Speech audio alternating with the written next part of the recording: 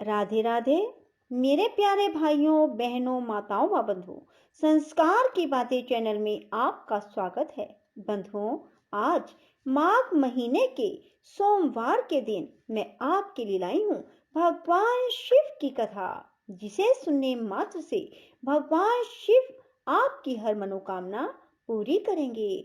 बंधुओं, पूर्ण विश्वास, सच्ची निष्ठा के साथ ही कथा को पूरी सुने। सुनने के बाद कमेंट बॉक्स में जय शिव शंकर भोलेनाथ जरूर लिखें। बोलो शिव शंकर भोलेनाथ की जय हो। भगवान शिव समुद्र के उस पार उत्तम समाधि लगाए योगासन पर विराजमान थे। उनके पार्षद उन्हें सब ओर से घेरे हुए थे। वे सर्पराज वासुकी को छाती से चिपकाए हुए यज्ञोपवीत की भांति धारण करते थे। कंबल और अश्वतर, इन दोनों नागों को उन्होंने दोनों कानों का कुंडल बना रखा था। करकोटक और कुलिक से उत्तम कंकन का काम लेते हुए उन्हें अपने दोनों हाथों में धारण किया था। शंख और पद्म नामक नाग का भुजबंद धारण करके वे बड़ी शोभा पा रहे थे। पहनने योग्य वस्त्र के स्थान पर उन्होंने बाघ का चमड़ा लपेट रखा था। वे मस्तक पर भागीरथी गंगा और अर्धचंद्रयुक्त जटाजूट धारण किए बड़े बड़े ज्ञानी महात्माओं के साथ विराजमान थे। उनके श्री अंगों की कांति कपूर के समान गोर थी और कंठ में नील चिन्ह सुशोभित था। भगवान के पास ही उनके वाहन नंदिकेश्वर भी थे। ऐसी अद्भुत शोभा से युक्त सुरश्रेष्ठ शिव का समस्त देवताओं ने दर्शन किया। उस समय ब्रह्मा, विष्णु, ऋषि, देवता, दानवों ने वेदों और उपनिषदों के अनेक सूक्तों द्वारा भगवान शिव का स्तवन किया। ब्रह्मा जी बोले, कामदेव का अंत करने वाले श्री रुद्र देव को नमस्कार है, जो प्रकाश स्वरूप होने के कारण भर्ग नाम धारण करते हैं। तीनों लोकों में जिनका सौभाग्य सबसे बढ़कर है, उन त्रिनेत्रधारी भगवान महेश्वर को नमस्कार है, जो संपूर्ण जगत के भरण पोषण करने वाले बंधु हैं। यह संपूर्ण विश्व जिनका स्वरूप है, उन भगवान त्र्यंबक को नमस्कार है। भगवान, आप समस्त लोकों के धारण पोषण करने वाले पिता, माता और ईश्वर हैं। आप ही जगत के स्वामी और रक्षक हैं।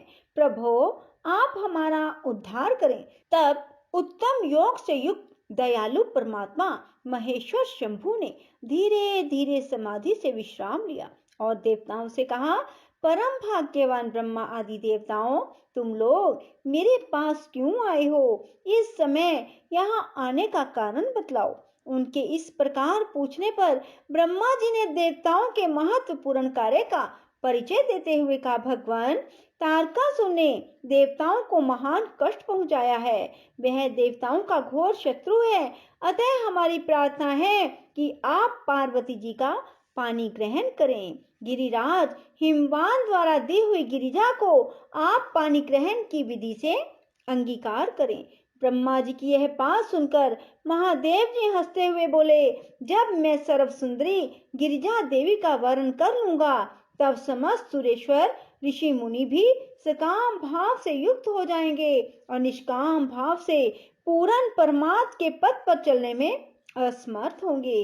अतः मैंने सबके पारमार्थिक कार्य की सिद्धि के लिए कामदेव को भस्म किया था। मेरे विचार से कामदेव के दगत होने से ही देवताओं का महान कार्य सिद्ध हुआ है। इस काम दहन रूपी कार्य से तुम सब लोग निष्काम हो गए हो। अब जैसा मैं हूँ वैसे ही तुम लोग भी हो गए। अतः हम लोग अब प्रयत्न पूर्वक अत्यंत दुष्कर तथा परम उत्तम तप का अनुष्ठान करें और करावें। कामदेव के न रहने से तुम सब देवता समाधि लगाकर परमानंद में निमग्न हो सदा सुखी रहोगे। काम तो नरक में ही ले जाने वाला है। उसी से क्रोध का जन्म होता है, क्रोध से सम्मोह होता है और सम्मोह से मनुष्य जल्दी ही भ्रम में पड़ जाता है। अतः सभी श्रेष्ठ देवता काम क्रोध का परित्याग करके शास्त्रों और संतों के सद उपदेशों को माने, उसके अनुसार जीवन बनाएं। वृषभ के चिन्ह से युक्त ध्वजा धारण करने वाले भगवान महादेव ने इस प्रकार उत्तम बातें सुनाकर देवताओं तथा ऋषि मुनियों को भली भांति समझाया। इसके बाद वे पुनः ध्यान लगाकर मौन हो गए। तब वे सब देवता अपने अपने स्थान को चले गए। फिर शिव जी ने बुद्धि के द्वारा मन को आत्मा में एकाग्र करके अपने स्वरूप का इस प्रकार चिंतन किया, जो पर से भी अत्यंत परे, अपने आप में स्थित, मल आदि दोषों से रहित, विघ्न बाधाओं से शून्य, निरंजन तथा निराभास हैं, जिसके विषय में विवेकी विद्वान भी मोहित हो जाते हैं।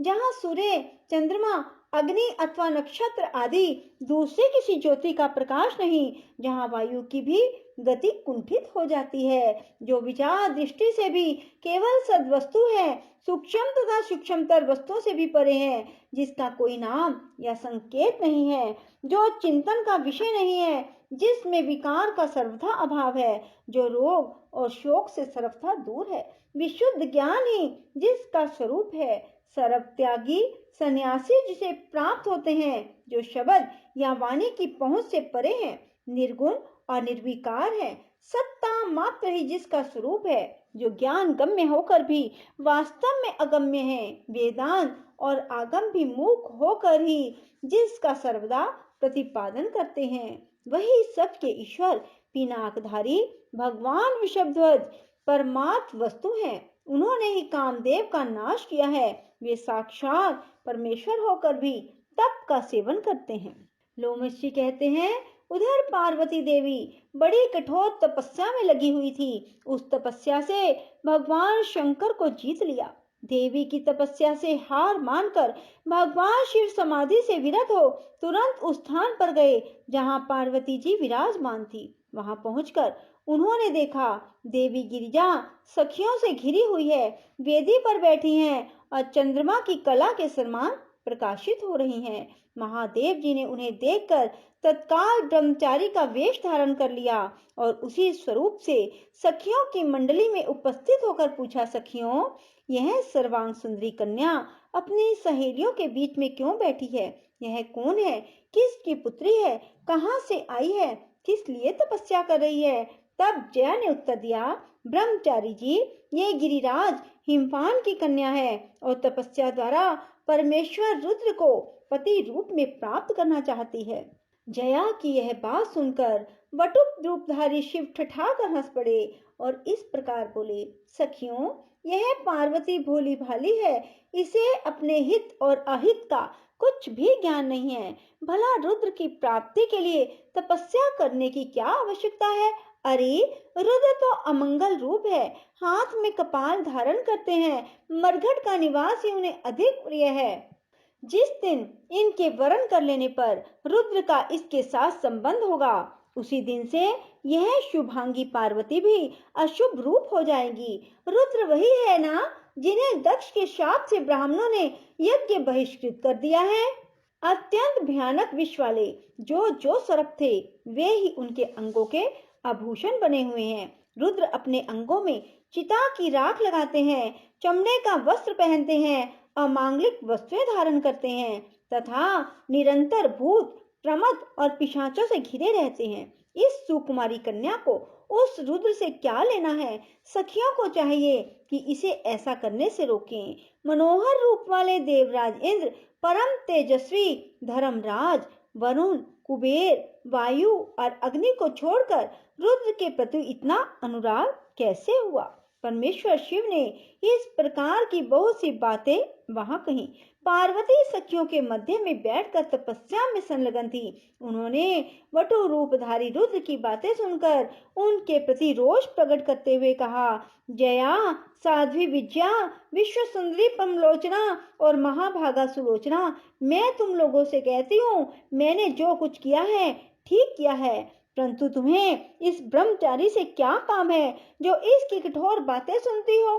ब्रह्मचारी का रूप धारण करके यह कोई महादेव जी का निंदक आ गया, ऐसा समझो।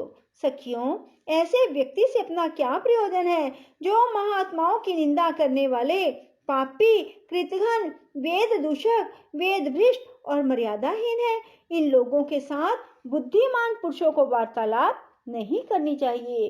श्रेष्ठ पुरुषों की निंदा सुनकर जो तुरंत वहां से उठकर दूसरे स्थान पर नहीं चले जाते, वे प्रतिष्ठाहीन मानव पाप के भागी होते हैं। गिरिजा का वचन सुनकर विद्यावटु रूपधारी रुद्र से सहसा कुपित होकर बोली, ब्रह्मचारी जाओ जाओ यहाँ से, अब तुम्हें यहाँ एक क्षण भी नहीं ठहरना चाहिए। विजया बातचीत करने में बड़ी कुशल थी। उसने इस प्रकार फटकार कर विवाद करने वाले वटु रूपधारी शिव को विदा कर दिया। वे तत्काल अंतर्ध्यान हो गए। संपूर्ण सखियों में से किसी ने नहीं देखा कि वे कहाँ चले गए।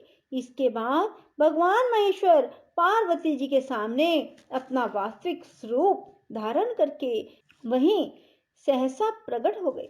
ध्यान में लगी हुई पार्वती देवी जब अपने ध्यानगत स्वरूप को ढूंढ रही थी, उसी समय उनके हृदय स्थित देवता बाहर दिखाई देने लगे। विशाल नेत्रों वाली सुशीला गिरिजा ने आंख खोल कर देखा तो सर्वलोक महेश्वर देव देवेश्वर शिव सामने दृष्टिगोचर हुए।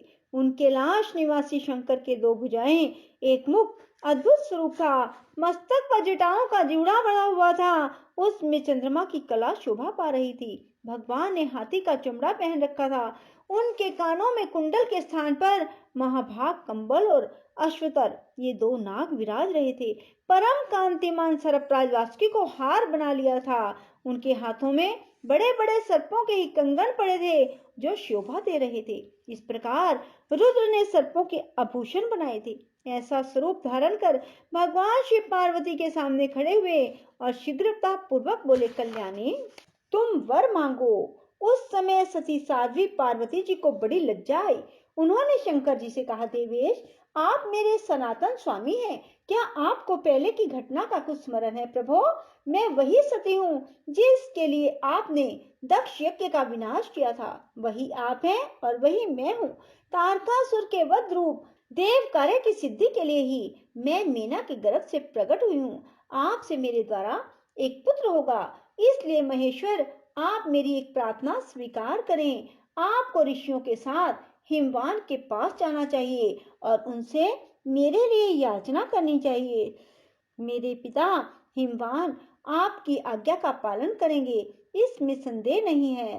पूर्व काल में जब मैं दक्ष की कन्या थी, उस समय भी मेरे पिता ने मुझे आपकी सेवा में समर्पित किया था। महाभाग, हमारा और आपका विवाह देवताओं की कार्य सिद्धि के लिए हो रहा है।